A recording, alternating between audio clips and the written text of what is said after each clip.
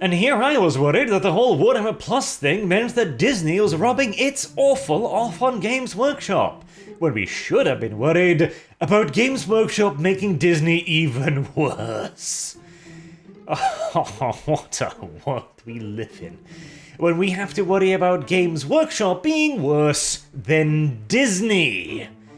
Good God in a bucket. So, Games Workshop have updated their intellectual property guidelines, we'll get back to that in a second, saying that fan films and animations, individuals must not create fan films or animations based on our setting and characters. These are only to be created under license from Games Workshop. Well, that teaches me a lesson, doesn't it? The whole Warhammer Plus thing launched and I was like, okay, there are some caveats here. How much creative freedom will these people really retain under corporative overlord rule? But there is always the potential this could simply be gathering all of the incredibly talented and passionate people under one roof, paying them what they're worth, and then producing more content. Well, again, retardus be meus, apparently. Never assume even the slightest shred of positive intention from a corporation, as now that they've already managed to sneak their greedy little hands on most of the content creators, they come in for the kill on the rest of them.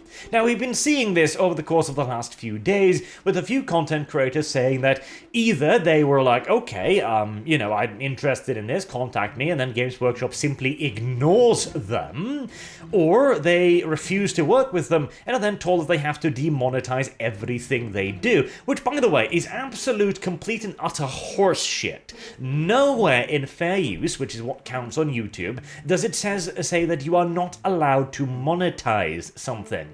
That is not a factor in the slightest. It is all about whether or not it is transformative. Now, of course, there is a definition that varies considerably, and allow me to point out here as well. So the intellectual property guidelines here. These are just exactly what it says, guidelines. These are not laws, these are not legally enforceable, because if they were, well, Moorcock and the Tolkien estate would own all of Games Workshop. But of course that is just another case of corporate hypocrisy that Games Workshop is rightly famous for. They have copied the ever-loving hell out of other people's IP. So, almost the entirety of Warhammer Fantasy is either directly based off real-life mythology, see like Bretonnia, or real-life historical settings, e.g. the Empire or Kislev. And here's the thing, that is fine. There is nothing wrong with that. Everybody has to take inspiration from something, but then turn around and go like, actually, we'd like to change the rules now that we are in power, is the height of hypocrisy. And again, hardly a surprise. But here's the thing. The reason why GW is even worse than Disney at the moment is whilst Disney has just as draconian and even more nonsensical guidelines, they don't apply them. Like, these guidelines here are written to scare people, literally. And occasionally the legal measures, well, are incredibly risky because you don't actually know what fair use is. It's not a very well-defined issue, because most of the internet, in a legal sense, is not well-defined. For example, let's take a fan favorite, for example, like a text-to-speech device. Now, one would expect that to be covered under parody, right? And probably it will be, but we do not actually have a hard definition of what exactly constitutes parody in a legalistic sense when it comes to using an established setting to the extent of text-to-speech device, where that is the only thing they do. They would probably win, but nobody actually knows, and that's also why corporations don't want to be taking anyone to court over this. You may, a more direct example, you may remember a fan movie made a while ago in Star Wars that was absolutely excellent. Disney at first took it down, but after the backlash, they said, okay, we'll back off and we'll have a conversation about it. Because they don't want this, it's bad PR for them, not to mention fan animations are an unbelievably good source of advertisement for the company. How many people have been brought into the hobby via a text-to-speech device, via Astartes with millions of views, and now GW is, no, we're going to kill all of that. Why? Because we have a subscription app we would like to push. Lovely. Absolutely lovely. The question also then, of course, comes into focus, how far are they willing to push this as well? And we've seen this with recent content creators too. Either those who have simply stated, I don't want to work with you, Games Workshop, in which case they have been told to demonetize all of their content, which is bullshit, by the way.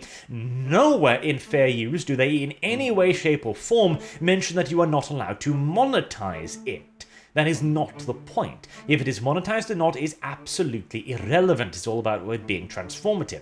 Other content creators they have contacted, asked them to take down all of their things, and then like, oh yeah, we'll contact you, eventually. And they never do. It is apparently all about just cooing the market, cornering it, forcing everybody else to quit so that they can force you onto their own pay-to-watch platform, which is again shooting yourself in the foot. So previously you've got Astartes with millions of views, and now you've got Astartes on a platform with, let's be hyper-optimistic here, and say 10,000 subscribers, maybe? Okay, your word of mouth has dried up quite drastically, hasn't it? And that's before the expected massive drop-off in quality.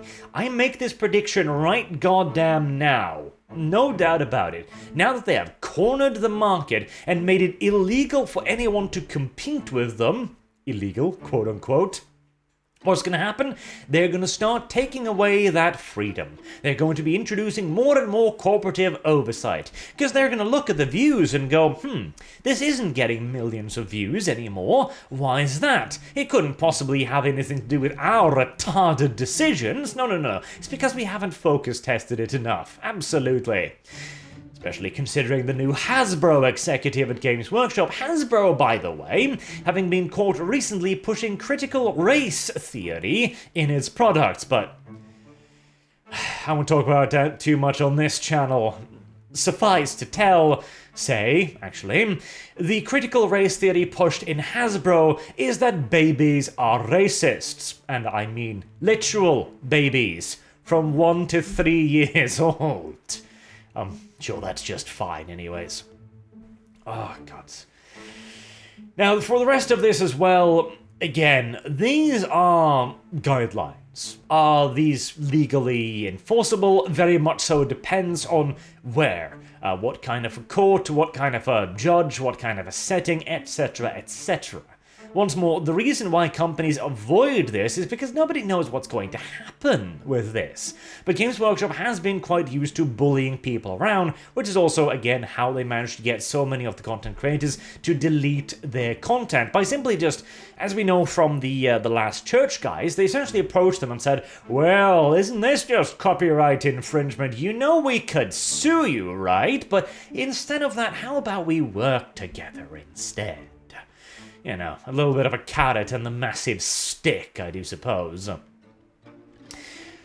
Underlying rights as well. Oh yes.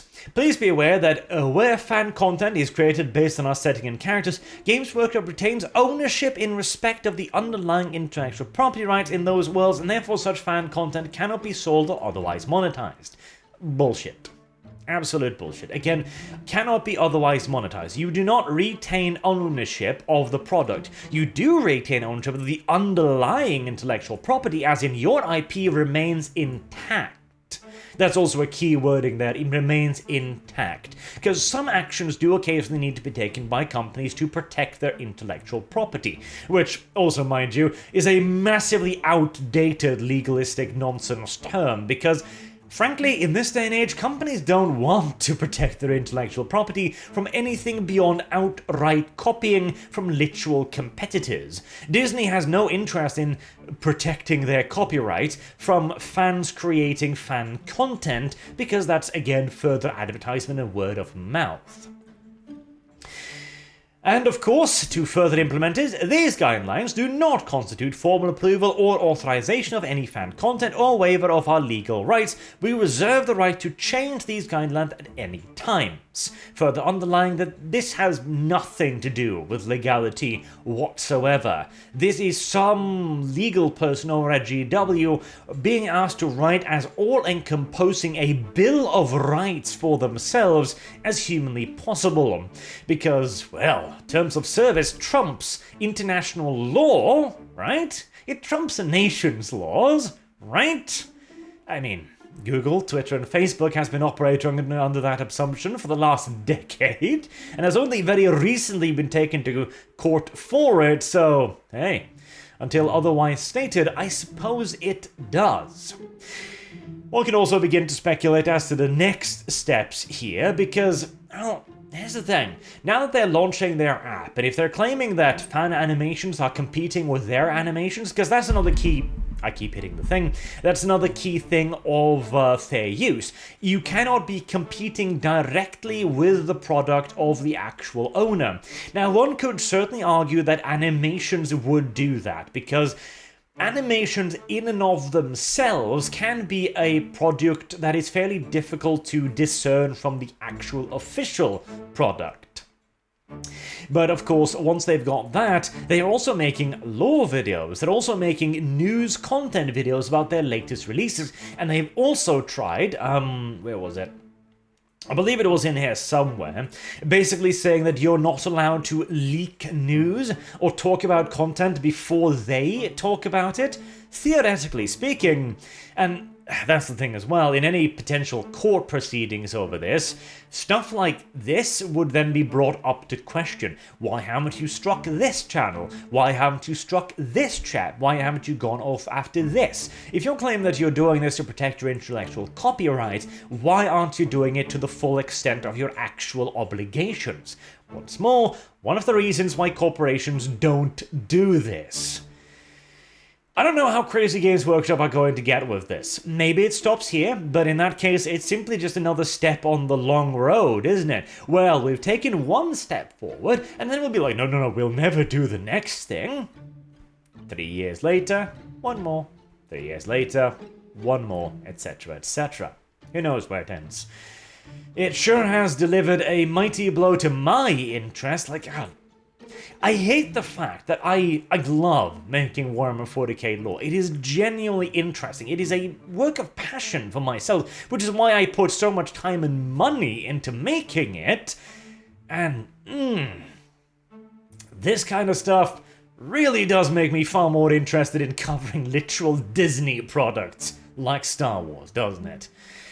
Anywho, until next time, I have been Arch. Thank you all very much for watching, and I hope to see you all again soon. Till then, have a good day.